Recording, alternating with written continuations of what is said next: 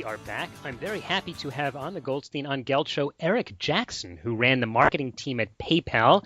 After that, he founded World Ahead, a really cool media venture, and he wrote a book called The PayPal Wars, which was a highly acclaimed book. Eric, tell us a little bit about starting and leaving PayPal. Doug, well, thank you so much for having me on today. It's a real honor to be here. And I got to tell you, when I started PayPal, you have to remember this was back in 1999 in the middle of the dot-com boom. And logic was kind of out the window. I'd been working at a financial consulting firm. Actually, it was, I'm always loath to say this because people usually chuckle. It was Arthur Andersen, which you see, you're no exception to that rule. And as you probably know, Arthur Andersen, their CPA division got caught up, their audit division got caught up in Enron, and that actually led to the bankruptcy of the firm just a few years later. But, I had a nice secure job, what looked like a very secure job at the time. But I jumped ship to go to this startup that had just launched its website. And I had some history. I knew Peter Thiel, who was the CEO and co-founder of the company. I'd known him from earlier. And he gave me a pitch to join, and maybe I was just caught up in the logic of the time, but I jumped right in. Now, it looks really brilliant with hindsight because PayPal obviously turned out well. But there was no way of knowing that at the time. And it's even a little crazier maybe when you understand the circumstances too. Peter's rationale was, look, we're growing fast. We just raised some venture capital. The website's live. I don't know what position you'll come in, but we'll figure that out later. We just have to get, smart people in there. So right. I jumped in. I didn't know what my title was or my position or my role was going to be. I had nothing in writing. I gave notice at my job the next day. And Peter told me, look, we're doing some more financing later. That's going to change the cost of the stock options because that happened. You have to change the price, the strike price of stock options every time you raise more money and the value of the company goes up. And so he said, you need to come on end of the next week on Friday. So, to make it even crazier, I give notice on Monday. I'm only giving them 4 days notice because I've got to start work on that Friday. I had nothing in writing. Didn't know what my position was. And then I went down on Monday, late afternoon, early evening to meet some of my future colleagues and say hello. And when I got there, Peter hadn't told anyone that he'd hired me. And so, what I had a couple people, they were like thinking that I was there for a job interview and saying like, well, Peter hired you. Well, for what?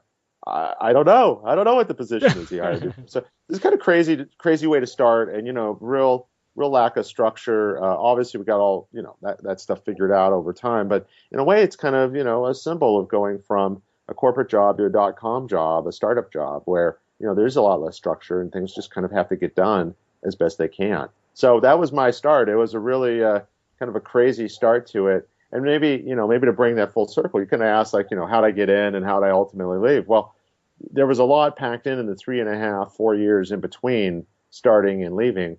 But at the end of the story, as people know, eBay ultimately bought PayPal. Mm-hmm. PayPal had gone from losing $10 million a month at one point and having all sorts of fraud from foreign organized crime rings, all sorts of problems with regulators and lawsuits, to eventually becoming profitable and having the first IPO, initial public offering after 9/11 for a .com. Wow. So we went a long journey, and then eBay ultimately bought us. And it's so often the case in these acquisitions, people start leaving, and Peter Thiel left, and then a lot of other people I was close to. David Sachs, who's the chief operating officer, he later is the founder and CEO of Yammer, company that I'm sure some of your listeners have heard of.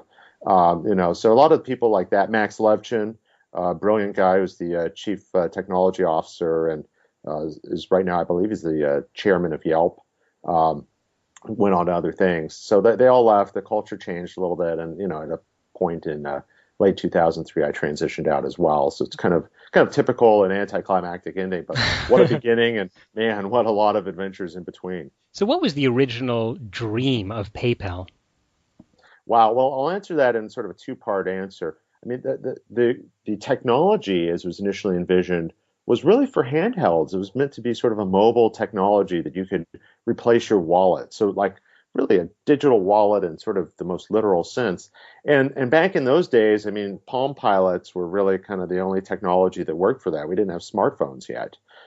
So initially the technology worked on the website and also on Palm Pilots. But that obviously transitioned over time. Palm Pilots never really took off; they kind of faded.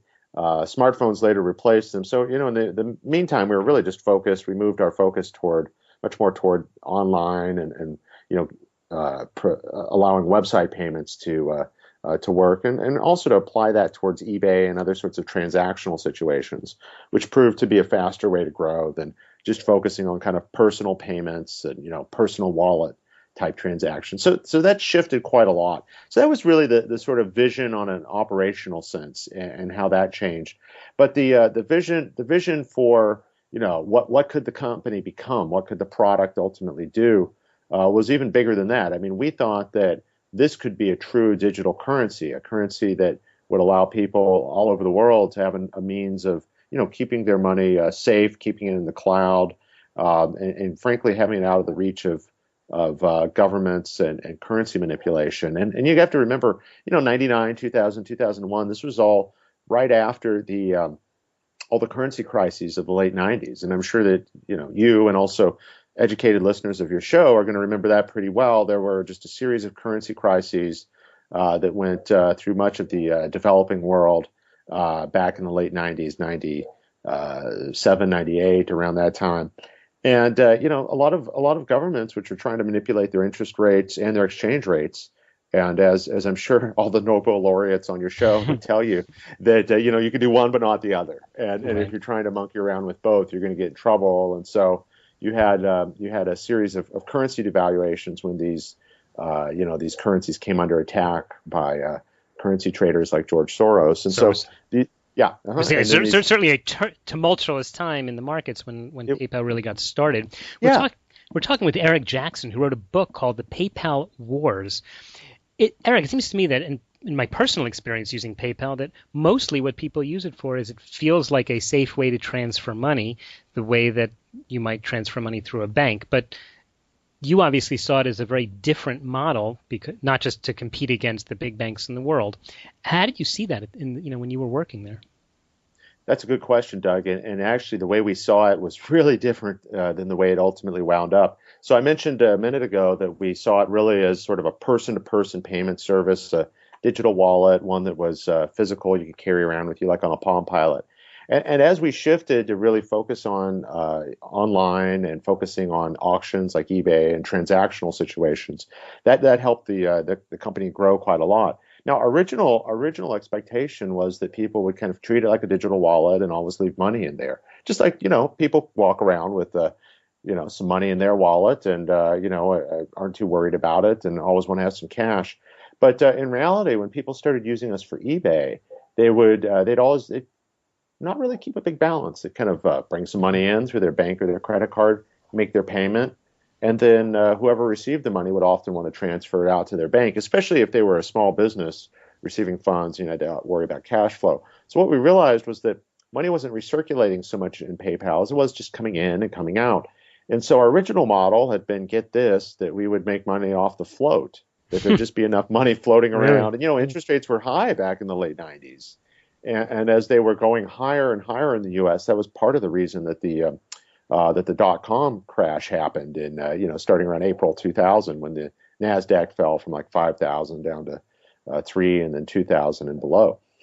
So that was certainly a part of the reason with those high interest rates. But we thought that could be a business model. It just proved out it wasn't true. So we had to start charging on certain types of transactions and large transaction volumes. So that really made a shift in the business model and a shift in the way we thought about things. But it just The goes to company show you. was able to shift. In other words, that you were able to see that the market was changing, and obviously the proof is in the pudding because PayPal still exists. Why'd you call the book The PayPal Wars? Well, really because it felt like a constant struggle, and not in any way to confuse what happens in business with what the life or death situations that actually happen for militaries and people in police forces and so forth that do risk their lives in a literal sense. But metaphorically, in a business sense, it really seemed like that because we had so many obstacles to overcome. I mean, not just the collapse of the entire dot-com industry back in 2000. It was a very precarious time. Other than PayPal and Google, there weren't many companies that were young and came out of that period successfully. Most of the ones like Amazon, Yahoo, eBay that are a bit older were started 95, 96, back in those days. So it was a pretty precarious environment. But then PayPal also just attracted, it seemed like, so many threats to its existence. I mean, we had the broken business model. We were actually losing money every time we scaled up. So for a while there, no float, but the company was growing quickly. Every payment that was sent, we had to pay money to the credit card companies for that. They charge a transaction fee between 2 and 3%.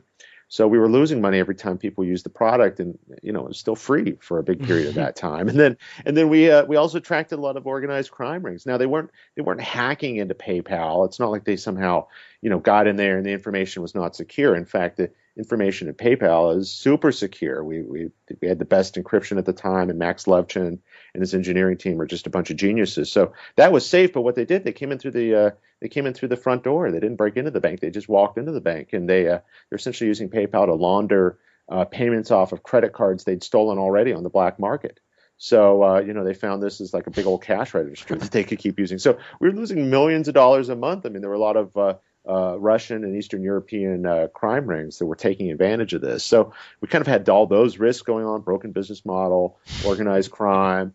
We had a lot of regulators that just didn't know what to make of us. I'm sure listeners will remember Eliot Spitzer, who was a former governor of New York.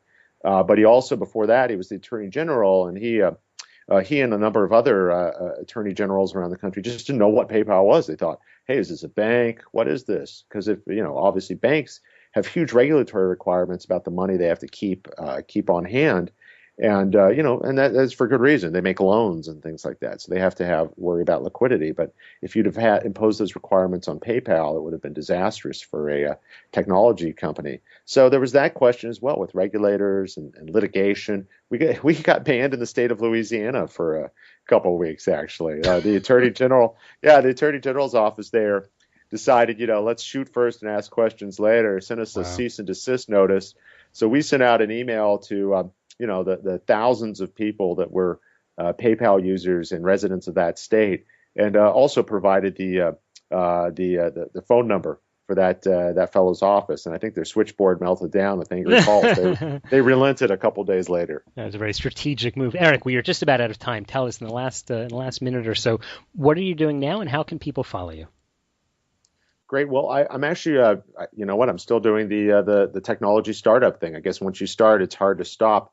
My company is called CapLinked, CAPLINKED, CapLinked, and it's an online platform for managing transactions like M&A deals, financings, anything where you have to have information securely stored in the cloud for due diligence or litigation or purposes like that. So it's a new venture. A lot of the PayPal folks, including Peter Thiel, are also investors, so we kind of all hang together on that. So people are welcome to visit my website, the website for my company, CapLink. That's caplink.com.